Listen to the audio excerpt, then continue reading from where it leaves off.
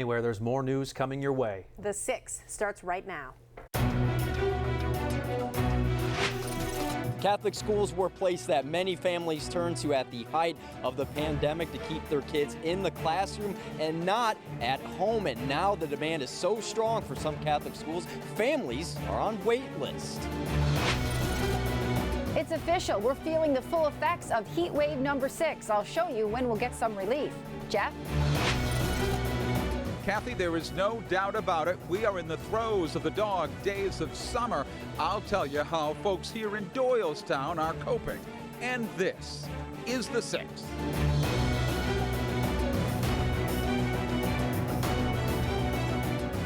And developing right now at 6, Pennsylvania Governor Tom Wolf is calling for a statewide mask requirement for all students in schools. In a letter sent out today, Wolf urges lawmakers to return to Harrisburg immediately to take up the issue. He says he wants to see legislation because parents, teachers, and doctors are demanding it. A spokesperson for the PA House GOP caucus tells the Associated Press its members are against a statewide mask mandate. Now, the other big headline tonight, of course, is the heat. And no doubt about it, we're officially in the dog days of summer here, huh? Look at this sizzling shot of the Philadelphia skyline.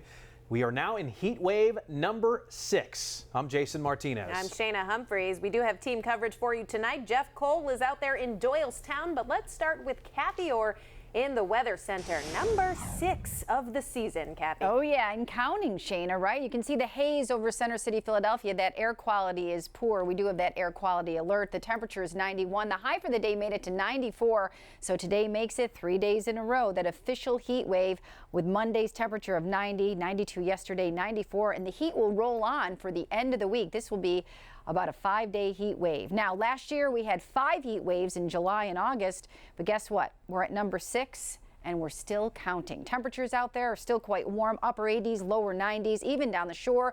We are well into the 80s today with those mild ocean water temperatures. If you're going to be outdoors this evening, outdoor dining perhaps, temperatures will be in the upper 80s, so it's going to be very warm and muggy. Tomorrow evening the same. By Friday evening, maybe an isolated storm with temperatures still in the mid to upper 80s. So we are in for a warm, very warm stretch. Feeling like it's in the hundreds coming up tomorrow and for Friday. We have an increase in storm chances as we work through the end of the week, and we'll take a first look at the weekend. I'll be back to help you plan for that. Sounds good. Thank you, Kathy. So, Jeff, how's everyone handling this heat there in Doylestown? Well, they're actually smart here. They've come to a beautiful community pool right behind me. You know, municipalities really across the region, when it gets this warm, lots of towns and lots of cities set up cooling centers to allow people, the elderly folks who don't have air conditioning, to come and cool off. Here in Doylestown, a big, beautiful public pool that was absolutely bustling today. In Doylestown, the lunch crowd found relief from the sun wherever they could, while some huddled in the shade of a tree. It's not a bad day to sit in the shade here, though, right? Not at all, right? I was sweating a bit too much in the sun. This is now the 6th heat wave of the summer of 21, reminding many of the warmth and the rain and days working at home. It was a little more difficult for me because I'm working from home versus being in the office, and the office was very cool and my home is not because I don't have air conditioning. So 5 pools make up the Fanny Chapman Pool, owned by the borough of Doylestown. The facility is supported by its 840 families, 1,600 members. As the summer wanes but the temperatures rise, the facility was busy, where high school junior Annie Young is a lifeguard. It's really hot. This whole week has been in like the low 90s, but the sun's been out. And we got a lot of people here, so it's actually a nice way to end the summer, in my opinion. Focused on the heat's impact on the elderly, Doylestown Township will run a cooling center through Friday. The heat can be fun, but also dangerous. Philadelphia reports 5 heat-related deaths this summer, the last on July 16th. Back at Fanny Chapman, relief on a blazing summer day. We love the pool. It's great. There's a bunch of pool moms. They're all here all summer. We've had our share of rain. We've had our share of hot weather. These last couple of days, everybody wants to get out and find water. And they did here. This facility actually apparently trains about 600 kids every year with all important swimming lessons. And if kids can't pay the fee, they actually raise money here to get them to pay the fee and to allow them in. And they expect a lot more activity here, of course, in the days to come. Live in Doylestown, Jeff Cole, Fox 29 News, folks. All right, Jeff, thank you very much. Well, it is hard to believe, but it has been nearly 10 years to the day since Hurricane Irene hit our area. Do you remember where you were at home? Chris O'Connell remembers where he was. You were in the thick of it back then, and now you're in Brigantine with a look back. That's right, Jason. I can tell you the weather today is much nicer than it was 10 years ago when Irene was about to slam into New Jersey, evacuating most of the people here in Cape May and Atlantic counties. Irene made landfall about 3:30 in the morning, came in as a tropical storm. And remember, we'll take a look at some file video from Irene. Keep in mind, this was a year before Superstorm Sandy. This one didn't cause as much damage, but it was extensive. You remember back, major flooding event. 1,500 National Guard troops activated at the time. We're helping with evacuations. Many were evacuated east of Route 9, once again in Cape May and Atlantic County. 9 people died during this storm, mostly from drowning in high waters or downed trees on top of cars. If you remember, the Garden State Parkway, Atlantic City Expressway tolls were suspended for days. Now, we caught up with the now retired National Weather Service meteorologist who was in charge of tracking that storm in New Jersey. But Irene came at 5:38 in the morning. It was a tropical storm when it came through. The surges were about 3 to 4 feet. Rainfall was 5 to 6 inches, both here at the shore and also in Philly. But it did cause a lot of rain, a lot of flooding, and it was I think, a $6 billion storm. And about a month before Hurricane Irene was hitting, emergency managers in Atlantic and Cape May counties came together as a preparation, as a training. And it turns out the mock storm they were training with almost came to reality down to the track about a month later. So the lessons they learned in Hurricane and Tropical Storm Irene are lessons we've learned and continue to learn as of today, guys. And that is, if there is a hurricane coming, watch out. If they say evacuate, heed those warnings. Yeah, take that very seriously. Thank you for the look back, Chris.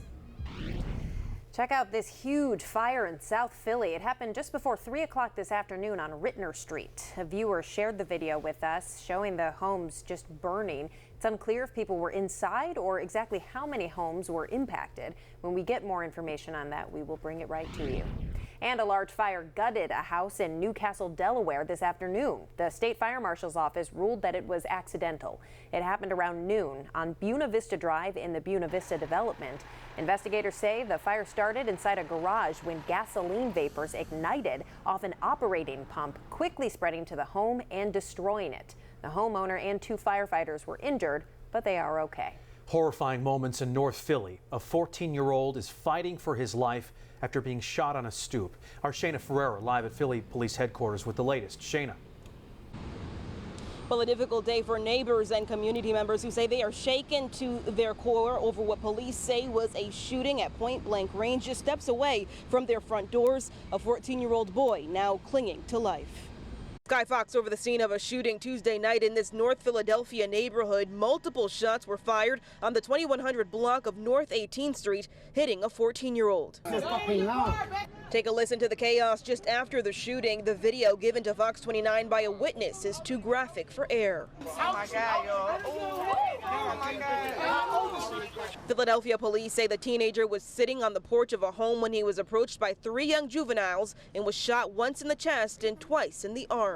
Appears that the shooter walked right up to this 14-year-old and fired a shot. A neighbor who lives right next door to where the shots rang out seen cleaning up bloodshed left behind in the sweltering heat. She asked us to remain anonymous. I wanted to kind of just clean up the sidewalk just because, I was just thinking of the other families and people that were just walking and what they might be feeling, seeing that. She says her roommates were home when the chaotic scene erupted. just really hope he's okay. And I mean, it's just heartbreaking, like, to see that happen, you know. I mean, it just, like, I just feel for the kid so much. Be so close, you know, close to it, and knowing, yeah, that there's other young people around, and hearing about his age. I mean, that's just, like, it's very scary. Community activists familiar with the neighborhood say it's yet another traumatic moment for a neighborhood plagued with gun violence. These children are innocent still, or they were. The thing is, we don't have a safe haven for them, especially those times of nights. So the streets become their playground. The effect that this has beyond the victim itself, the family members, the mothers, the fathers, the sisters, the brothers, it's horrific. Now we're told the victim remains in very critical condition tonight at Temple University Hospital. As for any leads on any suspects, investigators have not released any more information, but of course stick with Fox 29 as we work to learn more. We're live in front of Philadelphia Police Headquarters tonight. I'm Shayna Ferreira. Shayna, thank you very much. A taxi driver is missing in Berks County, and police say his disappearance is suspicious. 30-year-old Darlin De La Rosa Abreu was last seen in Reading on Sunday, August 8th, around 1:40 in the morning. Police say he was picking up a passenger in his taxi and left the city by the Penn Street Bridge. The taxi is a white 2015 Toyota Corolla, and that is also missing. Police believe he did not leave the city voluntarily. If you have a student in a Catholic school in Philadelphia, they will need to mask up. Coming up, more on the decision from the Archdiocese and the wait list some schools are seeing as parents hope to guarantee a whole year of in-person learning for their kids.